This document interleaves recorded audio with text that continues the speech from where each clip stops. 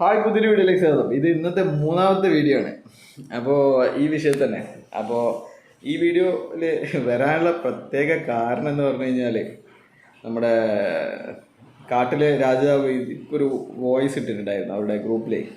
കാട്ടിലെ രാജാവ് പറയുന്നത് ഭയങ്കര ക്ലാരിറ്റി കിട്ടി, ഭയങ്കര ക്ലാരിറ്റി കിട്ടി, നമുക്ക് വളരെ പോസിറ്റീവാണ്, സംഭവങ്ങൾ വളരെ പോസിറ്റീവാണ് എന്നാണ്.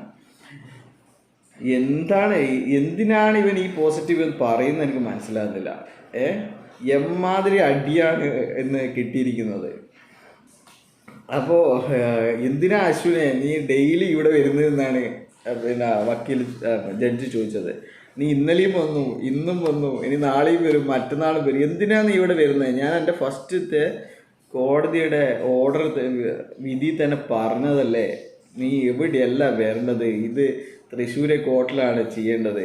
എനിക്ക് എന്തെങ്കിലും ഇടക്കാല ഉത്തരവ് വേണമെങ്കിലും ആ കോർട്ടാണ് ചെയ്യേണ്ടത് എന്ന് നിന്നോട് ഞാൻ പറഞ്ഞതല്ലേ. നമ്മളെ മറ്റേ ആ സിനിമയിലെ ഡയലോഗില്ലേ, ഞാനിപ്പോൾ ചായ ചോദിച്ചോ കുമാര എന്നൊക്കെ ചോദിക്കുന്ന പോലെയാണ് പറഞ്ഞത്. എന്താ അശ്വിൻ നിൻ്റെ പ്രശ്നം എന്താണ്? അശ്വിൻ നിൻ്റെ പ്രശ്നം എന്താണ് ചോദിച്ചു. എന്താ ഞാൻ വേണ്ടത്? അശ്വിൻ ഇങ്ങനെ എന്തെല്ലോ പറയാണ് ഭയങ്കരമായിട്ട്. അതിനിടയ്ക്കാണ് അയാൾ പറഞ്ഞത്, എന്താണ് നിങ്ങളുടെ ബിസിനസ് മോഡൽ എന്ന് പറഞ്ഞാൽ എനിക്ക് ഇയാൾക്ക് എന്ത് പറയാൻ പറ്റൂ? ഒരു ഡമ്മി വെബ്സൈറ്റും ഉണ്ടാക്കി വെച്ചിട്ട് നമ്മൾ മണി ചെയിനാണ് സാർ ചെയ്യുന്നതെന്ന് പറയാൻ പറ്റില്ലല്ലോ. അപ്പോൾ അവിടെയാണ് ആൾക്കാർക്ക് തെറ്റിപ്പോയത്. അപ്പോൾ നമ്മുടെ കാട്ടിലെ രാജാവ് പറയുന്നത് ഭയങ്കര പോസിറ്റീവാണ്, ഭയങ്കര പോസിറ്റീവ് ഇപ്പം നിറഞ്ഞ് പൊട്ടുകയാണ്. ഈ സംഭവങ്ങളൊക്കെ എന്ന് പറഞ്ഞു കഴിഞ്ഞാൽ ഉണ്ടല്ലോ, ഒരു ഒട്ടുമിക്ക ആൾക്കാർ പറഞ്ഞതാണ്. വക്കീലന്മാർ, അല്ലെങ്കിൽ യൂട്യൂബിൽ വീഡിയോ ചെയ്യുന്നവർ, ഫേസ്ബുക്കിൽ പറയുന്നവർ, വെറും കമൻറ്റ് ചെയ്യുന്ന ആൾക്കാർക്ക് പോലും അറിയാം എവിടെയാണ് ബഡ്സ് ആക്ട്, എന്തിനാണ് ബഡ്സ് ആക്ടിന് ഒരു കോടതിയൊക്കെ ഉണ്ടാക്കിയെന്ന് പറഞ്ഞാൽ ബഡ്സ് ആക്ട് സംബന്ധമായ കേസുകൾ എടുക്കാൻ വേണ്ടിയിട്ടാണ്, എത്രയും പെട്ടെന്ന് തീർപ്പാക്കാൻ വേണ്ടിയിട്ടാണ് ബഡ്സ് ആക്ടിന് വേണ്ടി മാത്രം ഒരു കോടതിയൊക്കെ ഉണ്ടാക്കിയിരിക്കുന്നത്. അപ്പോൾ ആ ഒരു ബഡ്സ് ആക്ട് ഒക്കെ എടുത്ത് വായിച്ചു കഴിഞ്ഞാൽ മനസ്സിലാകുന്ന കാര്യമേ ഉള്ളൂ. പക്ഷേങ്കിൽ നമ്മുടെ വക്കീൽ എന്താ ചെയ്തതെന്ന് വെച്ച് കഴിഞ്ഞാൽ ചിലപ്പോൾ വക്കീലും കൂടി അറിഞ്ഞുകൊണ്ടില്ല കളിയായിരിക്കും. ഇവന്മാരുടെ പൈസ എന്ന് പറഞ്ഞു കഴിഞ്ഞാൽ അമ്മാതിരി ഉണ്ടാക്കിയ ആൾക്കാരെ പറ്റിച്ചുണ്ടാക്കിയ പൈസയല്ലേ. അപ്പോൾ അതിൽ നിന്ന് കുറച്ചും കൂടി എന്തെങ്കിലും ഇങ്ങോട്ട് കിട്ടുമോയെന്ന് വെച്ചിട്ടായിരിക്കും വക്കീൽ നമുക്ക് പിന്നെ ഒന്നിനു പുറകെ ഒന്നായിട്ട് നമ്മുടെ ഹൈക്കോടതി പോവാം. ഇതൊക്കെ എത്രയാണ് ഇവരുടെയൊക്കെ ടീമിൻ്റെ ഫീസ് എന്നൊക്കെ അന്വേഷിക്കേണ്ടി വരും. എന്തിനാണ് ഇവർ മണ്ടന്മാരായ മുതലാളിമാരെ പറ്റിക്കുന്നത്? അപ്പോൾ ഒരിക്കലും നിങ്ങളോട് കാര്യമായിട്ട് പറയുകയാണ്, എന്നെ തെറി വിളിക്കുന്നവർക്കും എന്നെ മനസ്സിലാക്കിയവരോടും എല്ലാവരോടും പറയുകയാണ്, ഒരിക്കലും ഈ കേസിൽ ഇടക്കാല ഉത്തരവ് ഉണ്ടാകാൻ സാധ്യതയില്ല. ഇവർ വിചാരിക്കുന്ന പോലെ നിങ്ങളുടെ പേ ഔട്ടുകളൊന്നും ഇവർക്ക് തരാൻ സാധിക്കുന്നതല്ല. ഇനിയുള്ളത് തൃശ്ശൂർ കളക്ടർ ഇവരുടെയൊക്കെ ആസ്തി വിവരങ്ങളുടെ കണക്കുകളൊക്കെ പിന്നെ തൃശ്ശൂരെ കോർട്ടിൽ, ഇതിൻ്റെ ഡെസിഗ്നേറ്റഡ് കോർട്ടിൽ കൊടുത്ത അവസ്ഥയ്ക്ക് ഇനി അതിൻ്റെ മേലെയുള്ള നടപടികൾ മാത്രമേ ഉണ്ടാവുകയുള്ളൂ. അപ്പോൾ പിന്നെ ഒരിക്കലും ഒരു ഇടക്കാല ഉത്തരവ് അറിയാൻ കഴിഞ്ഞത് ഇവർ ഈ തൃശ്ശൂരെ കോർട്ടിൽ പോയിട്ടില്ല എന്നാണ്. തൃശ്ശൂരെ കോർട്ടിലെ കാര്യങ്ങളൊക്കെ അവർക്ക് അറിയാമല്ലോ. തൃശ്ശൂരെ കോർട്ടാണല്ലോ ഇവരെ മറ്റേ ജപ്തി ചെയ്യാൻ വേണ്ടിയിട്ടുള്ള ഓർഡർ ഉണ്ടാക്കേണ്ട ആ ഒരു കോർട്ടാണ് ഈ കോർട്ട്. അപ്പോൾ അവിടെ ഇതുവരെ ഇവർ പോയിട്ടില്ല എന്നതാണ് സത്യം. എന്തിനാണ് ഇവർ അങ്ങനെ പോയി കഴിഞ്ഞാൽ അവിടെ അവർ ഈ കേസിൻ്റെ അടുത്ത നടപടികളിലേക്ക് നീങ്ങും. അപ്പോൾ ഈ രണ്ടു ദിവസം എന്ന് പറഞ്ഞിട്ട് നമുക്ക് നീട്ടി ആൾക്കാരെ പറ്റിച്ചുകൊണ്ടിരിക്കാൻ പറ്റില്ല. നിങ്ങൾക്കറിയാലോ, ഈ ഫ്രീസിങ് ഉണ്ടായ സമയത്ത് ഇവർ പറയുന്നത് 2-3 ദിവസത്തേക്ക് എല്ലാം ശരിയാവും, നമ്മൾ തന്നെ ഫ്രീസാക്കിയതാണ്, നമ്മൾ ഇതിൻ്റെ കണക്ക് കൊടുത്തു കഴിഞ്ഞാൽ എല്ലാം ശരിയാവും എന്ന് പറഞ്ഞ ആൾക്കാരാണ്. അപ്പോൾ അതിനുശേഷം ഇപ്പം പറഞ്ഞത് 10-ാം തീയതി ശരിയാവും, 14-ാം തീയതി ശരിയാവും, 21-ാം തീയതി ശരിയാവും, 22-ാം തീയതി ശരിയാവും, 25-ാം തീയതി ശരിയാവും, 26-ാം തീയതി ശരിയാവും, 28-ാം തീയതി ശരിയാവും, 29-ാം തീയതി ശരിയാവും, ഇപ്പം 2-ാം തീയതി ശരിയാവും, 3-ാം തീയതി ശരിയാവും, ഇന്ന് 4-ാം തീയതി, 5-ാം തീയതി ശരിയാവും. എന്തിനാണ് ഇവരിങ്ങനെ പറ്റിക്കുന്നത്? ഒന്നുമില്ലെങ്കിൽ അവരെയൊക്കെ പറ്റിച്ചിട്ട് കുറേ നക്കി ഭാഷ മാറിപ്പോകുന്നുണ്ട്. ഒരുപാട് പറ്റിച്ചിട്ട് ഉണ്ടാക്കിയതല്ലേ ഇവരൊക്കെ.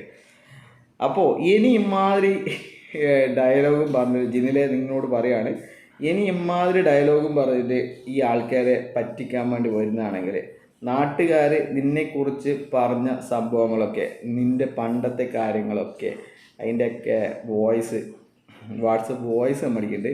അത് പിന്നെ നിന്നെ ആരാധിക്കുന്ന ആൾക്കാർ കൂടി നിന്നെ വെറുത്ത് തുടങ്ങും, അത്രയും വോയിസൊക്കെ ലീക്കായി കഴിഞ്ഞാൽ.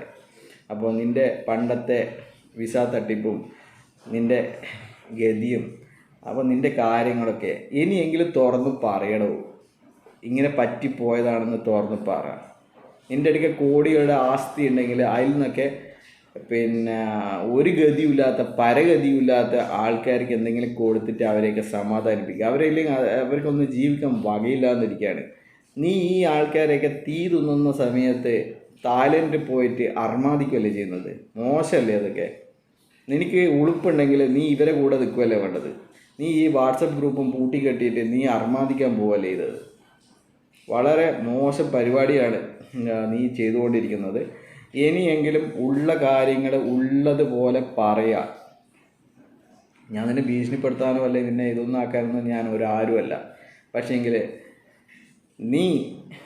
നിന്നെ വിശ്വസിച്ചിട്ട് ഈ രാവിലെ 5 മണിക്ക് എണീച്ചിട്ട് കുളിച്ചിട്ട് പിന്നെ കുത്തിയിരിക്കുന്ന ഒരുപാട് പെണ്ണുങ്ങളുണ്ട്, അല്ലെങ്കിൽ ആണുങ്ങളുണ്ട്. അവർ ഇനിയും തന്നെ നീ ചതിക്കാതിരിക്കുക. അവർക്ക് പൈസ കിട്ടൂല എന്നുള്ള കാര്യങ്ങൾ നീ തിരിച്ചു പറയുക, പറഞ്ഞു കൊടുക്കുക.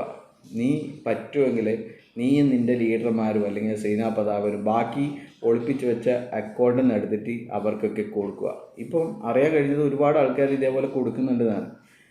എല്ലാ പൈസയും ഇതിലിട്ടിട്ട് അവർക്ക് ജീവിക്കാൻ ഗതിയില്ലാതെ ഈ ഒരു ആഴ്ചക്കാഴ്ചക്കുള്ള പേ ഔട്ട് കിട്ടിയാൽ മാത്രം മരുന്ന് വാങ്ങുന്നവരും അരി മേടിക്കുന്നവരും ഒക്കെ ഉള്ള ആൾക്കാരുണ്ട്. ഇവർക്ക് ഇത് മാത്രമായിരുന്നു ഇത്. അവരുടെ EMI അടക്കുന്നത്, കാറിൻ്റെ ലോണ്, വീട്ടിൻ്റെ ലോണ് ഒക്കെ അടയ്ക്കുന്നത് ഇതുകൊണ്ടാണ്.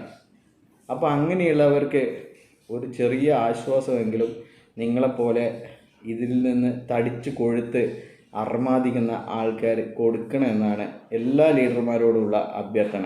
അപ്പോൾ നിങ്ങളൊക്കെ ഈ മനുഷ്യനാവുക, ഇനിയെങ്കിലും ആൾക്കാരെ പറ്റിക്കാതിരിക്കുക. അപ്പോൾ ഇനിയും ഇമാതിരി വളച്ചൊടിക്കൽ നടത്താതിരിക്കുക. അതൊക്കെ കൊണ്ടാണോ നിൻ്റെ ഗ്രൂപ്പിലുള്ള ആളടക്കം എന്നോട് വന്നിട്ട് എന്തായി കാര്യങ്ങൾ, എന്താണിന്ന് നടന്നത് എന്ന് ചോദിക്കുന്നത്? നീയൊക്കെ നമ്പർ കൊടുത്തത് ഏതായാലും നന്നായി എന്നാണ് ഞാൻ പറയുന്നത്. അതുകൊണ്ട് അവർക്ക് കാര്യങ്ങളൊക്കെ അറിയാൻ വേണ്ടിയിട്ട് സാധിക്കുന്നുണ്ട്. അപ്പോൾ അവർ നമ്മുടെ ലൈവിലായാലും വീഡിയോ ഒക്കെ ആയാലും അല്ലെങ്കിൽ പേഴ്സണായാലും ബന്ധപ്പെട്ടിട്ട് എന്താണ് സംഭവങ്ങൾ, എന്താണ് നടക്കുന്നത് എന്നൊക്കെ അറിയുന്നുണ്ട്. അതേതായാലും നീ ചെയ്ത ഒരു നല്ല കാര്യം അതാണ്. നീ അവർക്കൊക്കെ എൻ്റെ നമ്പർ ഷെയർ ചെയ്ത ആ കാര്യമാണ് നല്ലൊരു കാര്യം. ബാക്കിയെല്ലാം ചെയ്തത് ദുഷ്ടതരാണ്, ചതിയാണ്, വഞ്ചനയാണ്. അപ്പോൾ നീ നാട്ടിൽ വന്നിട്ടാകുമ്പം ഇപ്പോൾ 2-3 ദിവസം കൊണ്ട് വരുമല്ലോ. അപ്പോൾ നിൻ്റെ ഇപ്പോൾ പറയാതിരിക്കാൻ വയ്യ, ഒരുപാട് ആൾക്കാരുണ്ട് നീ ഇപ്പോഴും നാട്ടിൽ തന്നെയാണെന്ന് വിചാരിക്കുന്ന മണ്ടന്മാരുണ്ട്. ഞാനൊക്കെ നീ മലേഷ്യയിലാണെന്ന് പറഞ്ഞിട്ടും കൂടി ഇപ്പോൾ നീ നാട്ടിൽ തന്നെ ഉണ്ട് എന്ന് വിശ്വസിക്കുന്ന ഒരുപാട് മണ്ടന്മാരുണ്ട് നിൻ്റെ കൂട്ടത്തിൽ. അപ്പോൾ അവരെയാണ് നീ വെടിയാക്കാൻ നോക്കുന്നത്. ബൈ.